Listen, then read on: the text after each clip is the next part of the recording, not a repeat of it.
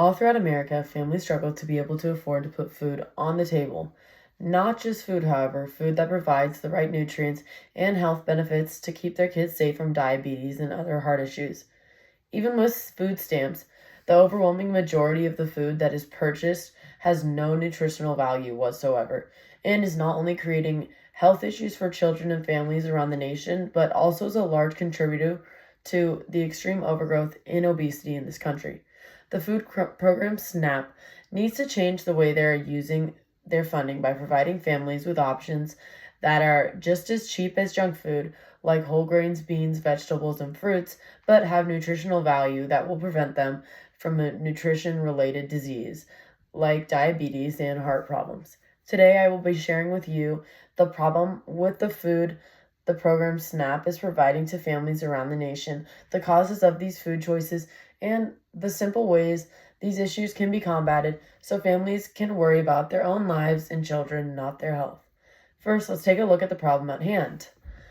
The food that is thought to be the most inexpensive and the most well liked is junk food that we see in stores. But this junk food has absolutely no value for your body and can completely impact your body and its function. In an article published by the Review of Regional Studies in 2022, the role of unhealthy foods in obesity, diabetes, and other chronic issues, especially in low-income communities, are a direct result of the overwhelming access to junk foods only. And in an article published by Miller School of Medicine in 2021, it states that SNAP has no reforms on the purchasing of junk food, so there's really no way to stop people from continuing to buy it. And junk food isn't the only issue. It is also the lack of education and promotion that SNAP is doing in order to stop their targeted households from buying these kinds of food. People who are receiving SNAP are a part of a low income or impoverished communities for the most part. According to an article published by the Maternal and Children and Child Health Journal in 2024, if SNAP is supposed to be a nutritional food assistance, it should also be educating the people receiving it on what kinds of foods are nutritional and beneficial for their health. In an article published by the Taylor and Francis Group in 2021, a big reason why SNAP doesn't want to put restrictions on what families can get from the stores is because it would create complications in the program. People who are receiving these benefits need to be informed on what they should be purchasing with their EBT cards, and if they are not, this cycle will cease to end. Now that we have taken a look into the problem, let's talk about the causes behind the issues. Because the people receiving these cards are usually in impoverished communities, access to real nutritional foods are limited and extremely overpriced. According to an article published by the UB Beyond the News in 2021, statistics on families with EBT benefits claim that junk foods or food with no nutritional value feels like the only option.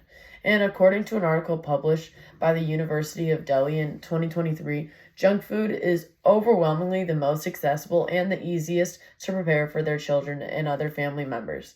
People are turning towards junk food as a staple. It is easy to prepare and easy to find.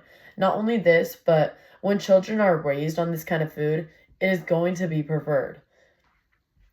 Another cause of this issue is that kids will tend to prefer a bag of chips over vegetables. So changing the restrictions on the kind of food one can purchase with these cards could cause an uproar in these communities as well. In an article published by the European Journal of Cardiovascular Medicine in 2024, it shows that sodas and sweetened beverages are among the top purchases for SNAP households. Families and households are choosing to make these purchases as well. Yes, they are the cheaper options, and it is nice to have a treat once in a while, but a diet that consists of only this kind of food is detrimental to one's health. Now that we know the causes of these issues, let's discuss some solutions. Knowing that the budget behind SNAP is $70 billion annually, families are not restricted to just buying junk foods. Yes, accessibility plays a big role, but you can find fruits, vegetables, beans, rice, and healthier options in any grocery store no matter where you are. One option for a solution is limiting the amount of unhealthy options one can purchase on the card. If they could somehow design the card to only allow 2 or 3 purchases of processed items, it could greatly reduce the negative nutritional factors that families are facing without completely taking away the foods they love altogether. The way they could This way they could have a little bit of a treat, but most of the food they would be consuming would be benefiting their health.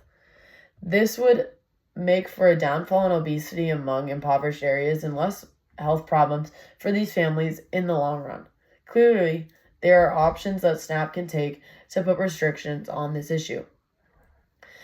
Today, we discussed the problems behind SNAP and the overconsumption of processed foods with it, the causes behind these issues, and a simple solution that could help the health of the families affected.